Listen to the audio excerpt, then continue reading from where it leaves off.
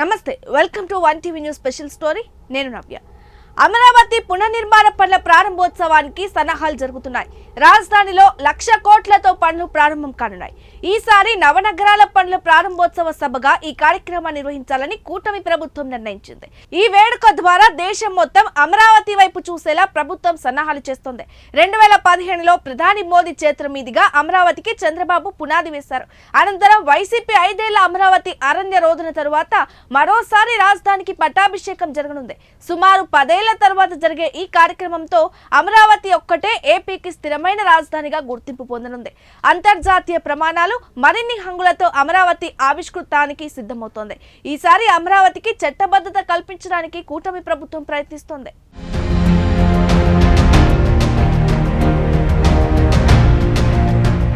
ఆంధ్రుల కలల ప్రజా రాజధాని అమరావతికి మళ్లీ మంచి రోజులు వచ్చాయి. విభజిత ఆంధ్రప్రదేశ్కు రాజధాని నగరంగా 2015లో అమరావతి పురుడు పోసుకుంది. రాష్ట్ర ప్రజల ఆత్మగౌరవాన్ని నిలబెట్టేలా ప్రపంచ స్థాయి నగరంగా అమరావతికి అప్పటి ముఖ్యమంత్రి చంద్రబాబు రూపకల్పన చేశారు. పరిపాలనా నగరంతో పాటు ఆర్థిక, న్యాయ, వైద్య, క్రీడా, సాంస్కృతిక, ఎలక్ట్రానిక్స్, పర్యాటక, విద్య, వైజ్ఞానిక అంటూ నవ నగరాలు నిర్మించడానికి సంకల్పించారు. 217 చదరపు కిలోమీటర్లలో తొలి దశలో 58,000 కోట్ల రూపాయల అంచనాలతో రాజధాని నిర్మాణ పనులు చేపట్టారు. కేవలం 6 నెలల్లోనే 6 లక్షల చదరపు కిలోమీటర్ల ప్రదేశంలో సచివాలయం, అసెంబ్లీ భవనాలు అందుబాటులోకి తెచ్చి అక్కడి నుంచే పరిపాలన ప్రారంభించారు. మరోవైపు అనతి కాలంలోనే నిధులు సమకూర్చుకుంటూ అమరావతి ఒక బ్రాండ్ ఇమేజ్ని సొంతం చేసుకుంది.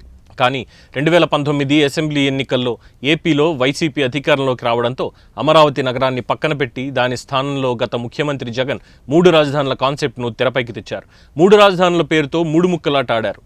పరిపాలనా రాజధాని, న్యాయ రాజధాని, శాసన రాజధాని అంటూ 3 రాజధానులను ఏర్పాటు చేస్తామని చెప్పి చివరికి అధికారం నుంచి దిగిపోయే సమయానికి ఒక్క రాజధానిని కూడా నిర్మించలేకపోయారు జగన్. కూటమి ప్రభుత్వం అధికారంలోకి వచ్చాక సీఎం చంద్రబాబు అమరావతికి మళ్లీ జీవం పోస్తున్నారు.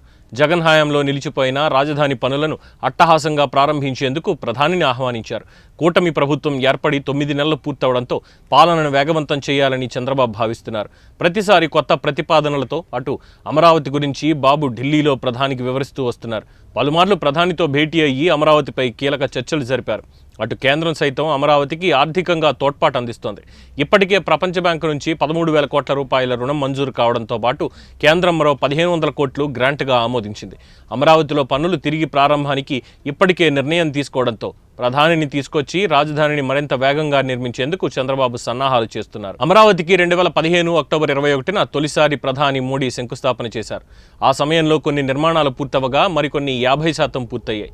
2019 నాటికి పలు నిర్మాణాలు ప్రారంభ దశలో ఉండగా జగన్ అమరావతిని పక్కన పెట్టి 3 రాజధానుల అంశాన్ని తెరమీదకు తెచ్చారు.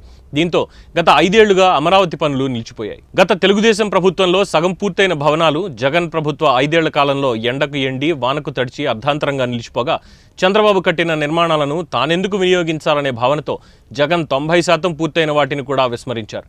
జగన్ 5 ఏళ్ల పాలనలో అమరావతి కోసం రైతులు ఉద్యమించినా జగన్ స్పందించలేదు. పైగా భూములిచ్చిన రైతులను స్వార్థపరులుగా, రియల్ ఎస్టేట్ వ్యాపారస్తులుగా చిత్రీకరించారు. కాగా 10 నెలల క్రితం కూటమి ప్రభుత్వం అధికారంలోకి రాగానే అమరావతిపై చంద్రబాబు దృష్టి సారించారు. ముందుగా రాజధానిలో సగంలో ఆగిన పనుల కోసం ఆర్థిక వనరుల సమీకరణపై కూటమి ప్రభుత్వం ఫోకస్ పెట్టింది. ఇప్పటికే పెండింగ్లో ఉన్న పనుల ప్రారంభానికి టెండర్లు ఆహ్వానించడంతో పాటు మరిన్ని పనులు చేపట్టాలని చంద్రబాబు భావిస్తున్నారు. ఈ క్రమంలో అమరావతి పనులను ప్రధాని చేతుల మీదుగా ప్రారంభింపజేసేందుకు కూటమి సర్కార్ రంగం సిద్ధం చేసింది. ఏప్రిల్లో ఈ కార్యక్రమాన్ని అద్భుతమైన వేడుకలా నిర్వహించాలని నిర్ణయించారు. కానీ పహల్గాం విషయంలో మోదీ బిజీగా ఉన్నారు. ఈ క్రమంలో ప్రధాని షెడ్యూల్ మేరకు ముహూర్త తేదీని ఖరారు చేశారు. ఇప్పటికే అమరావతిలో 64,721 కోట్లతో 73 భారీ పనులు చేపడుతున్నారు. అమరావతి నిర్మాణం కోసం ప్రపంచ బ్యాంకుతో పాటుగా హడ్కో 11,000 కోట్ల రుణం ఇచ్చేందుకు అంగీకరించడంతో రాజధాని పనులకు రాష్ట్ర ప్రభుత్వం టెండర్లు ఖరారు చేసింది. 2028 లక్ష్యంగా ప్రధాన నిర్మాణాలు పూర్తి చేయాలని ప్రభుత్వం పకడ్బందీగా కార్యాచరణ సిద్ధం చేసింది. మొత్తం 73 పనుల్లో 63 పనులకు టెండర్లు కూడా పూర్తి చేయగా వీటి విలువను 39,678 కోట్లుగా నిర్ధారించారు. ఎమ్మెల్యేలు, ఎమ్మెల్సీలు, ఐఏఎస్లు, ఐపీఎస్ల భవనాల నిర్మాణాలతో పాటు శాశ్వత అసెంబ్లీ, హైకోర్టుల నిర్మాణాలకు శ్రీకారం చుట్టనున్నారు. సిఆర్డీఏ అథారిటీ సమావేశంలో పనులకు ఆమోదం తెలిపి నిర్మాణ సంస్థలకు లేఖలు ఇచ్చేలా అధికారులను ఆదేశించారు. ప్రపంచ బ్యాంకుతో పాటు కేఎఫ్డబ్ల్యూ బ్యాంక్ కూడా 5,000 కోట్లు, హడ్కో నుంచి 11,000 కోట్లు అనుమతి రావడంతో వాటితో ప్రభుత్వం అగ్రిమెంట్ చేసుకోబోతోంది. మార్టిగేజ్, లీజుల ద్వారా వివిధ సంస్థల నుంచి అమరావతి నిర్మాణానికి నిధులు సేకరించడం ద్వారా యుద్ధ ప్రాతిపదికన 3 ఏళ్లలో అమరావతి నిర్మాణాన్ని పూర్తి చేసేలా ప్రణాళికలు సిద్ధం చేస్తోంది కూటమి ప్రభుత్వం.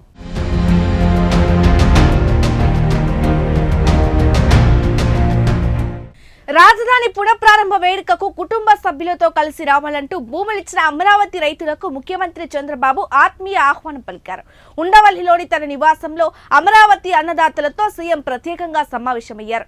రాష్ట్ర రాజధానిగా అమరావతికి చట్టబద్ధత కల్పించే అంశం వీరి మధ్య చర్చకు రాగా 2024 వరకు 2 రాష్ట్రాలకు ఉమ్మడి రాజధానిగా హైదరాబాద్ ఉందని, ఇప్పుడు ఆ ఇబ్బంది లేదని ముఖ్యమంత్రి అన్నట్లు రైతులు తెలిపారు. రానున్న 2 ఏళ్లలో మెయిన్ రోడ్లు, 3 ఏళ్లలో అంతర్గత రోడ్లు పూర్తి చేయనున్నారు. అసెంబ్లీ, హైకోర్టులను 3 ఏళ్లలో పూర్తి చేసేందుకు కార్యాచరణ రూపొందించారు. 2014 నుండి 2019 వరకు మొత్తం 131 సంస్థలకు 1277 ఎకరాల భూమి కేటాయించగా వైసీపీ హయాంలో కొందరు వెనక్కి వెళ్ళిపోయారు. ఇప్పుడు తిరిగి వచ్చిన కొన్ని సంస్థలకు 629 ఎకరాల భూమిని కేటాయించారు. అలాగే వైసీపీ హయాంలో R5 జోన్లో 50,000 మందికి ఇంటి నిర్మాణం కోసం కేటాయించిన 1 సెంటు భూమికి ప్రత్యామ్నాయంగా వారికి వేరే చోట భూమి కేటాయించనున్నారు. ఇప్పుడు ప్రధానంగా అమరావతి పనులకు 37,702.15 కోట్ల విలువైన 59 టెండర్లకు CRDA ఆమోదం తెలిపింది. ఇప్పటికే 20,000 మంది అమరావతి అభివృద్ధి పనుల్లో పాల్గొంటున్నారు. సీఎం చంద్రబాబు అధ్యక్షతన 45వ CRDA సమావేశం నిర్వహించి అమరావతి అభివృద్ధి పనులకు సంబంధించి కీలక నిర్ణయాలు తీసుకున్నారు. 59 టెండర్లలో CRDAకు చెందిన 22 పనుల విలువ దాదాపు 22,607 కోట్లు ఉంటుందని, ADCకి చెందిన 37 పనుల విలువ దాదాపు 15,095 కోట్లు ఉంటుందని అంచనా వేస్తున్నారు. వీటిలో CRDAకు చెందినవి 24 పనులు కాగా ప్రస్తుతానికి 22 పనులకు సంబంధించిన టెండర్లను ఓపెన్ చేశారు. మిగిలిన 2 పనులకు త్వరలోనే టెండర్లు ఓపెన్ చేయడంతో పాటు NTR విగ్రహం, ఐకానిక్ బ్రిడ్జ్, జాతీయ రహదారి నిర్మాణం వంటి పనులకు దాదాపుగా 16,871 కోట్లు విలువైన మరో 19 పనులకు టెండర్లు పిలిచి పనులను ప్రారంభించారు. రాజధాని నిర్మాణం అంటే ఆషామాషి వ్యవహారం కాదు, చాలా ఖర్చుతో కూడుకున్న పని. రాష్ట్ర ఖజానాలో డబ్బులు లేవు. రాష్ట్ర ఆదాయాన్ని జగన్ హయాంలో పప్పు బెల్లాల మాదిరి పంచారు. ప్రస్తుతం వస్తున్న రెవెన్యూ మొత్తం జీతాలకి, పెన్షన్లకి, సంక్షేమ పథకాలకి చాలని పరిస్థితి. ఇప్పుడు మళ్ళీ రాజధాని నిర్మాణం అంటే దానికి చాలా ఖర్చు అవుతుంది. అయితే కేంద్రం చొరవతో ఇబ్బందులన్నీ తొలగిపోయాయంటున్నారు. పవన్ కళ్యాణ్, చంద్రబాబుల మాటను కాదనే పరిస్థితుల్లో కేంద్ర ప్రభుత్వం లేదు. 2014 రాష్ట్ర విభజన తర్వాత రాజధాని లేని రాష్ట్రానికి అమరావతిని రాజధాని నగరంగా ప్రకటించారు చంద్రబాబు. నిజానికి భౌగోళికంగా అమరావతి అనే నగరం ఎక్కడా లేదు. అదొక ఊహాజనిత నగరం. ఇంకా చెప్పాలంటే చంద్రబాబు కలల నగరం. అనేక పరిశ్రమలు, పెట్టుబడులు తీసుకొచ్చి ఆ నగరాన్ని అభివృద్ధి చేసి ఏపీకి ఒక రాజధానిని కల్పించాలి అన్నది బాబు ఉద్దేశం.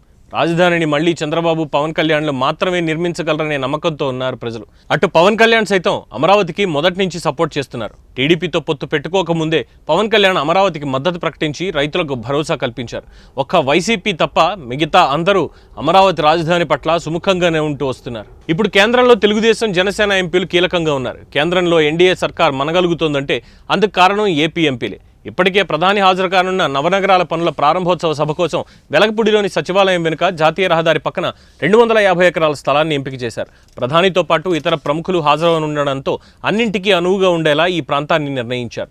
వాస్తుపరంగా కూడా ఈ ప్రాంతం అనుకూలమేనని అధికారులు వెల్లడించారు. ఎన్ని పనులకు ప్రధానితో శంకుస్థాపన చేయించవచ్చు అన్న అంశంపై సమాలోచనలు జరిపిన చంద్రబాబు రాజధానిలోని మొత్తం 6 ప్రాంతాలను పరిశీలించిన అనంతరం సచివాలయం వెనుక ఉన్న ప్రదేశం అన్ని విధాలా అనుకూలమని భావించారు. అమరావతి పనుల పునఃప్రారంభోత్సవం ముహూర్తం కుదిరింది.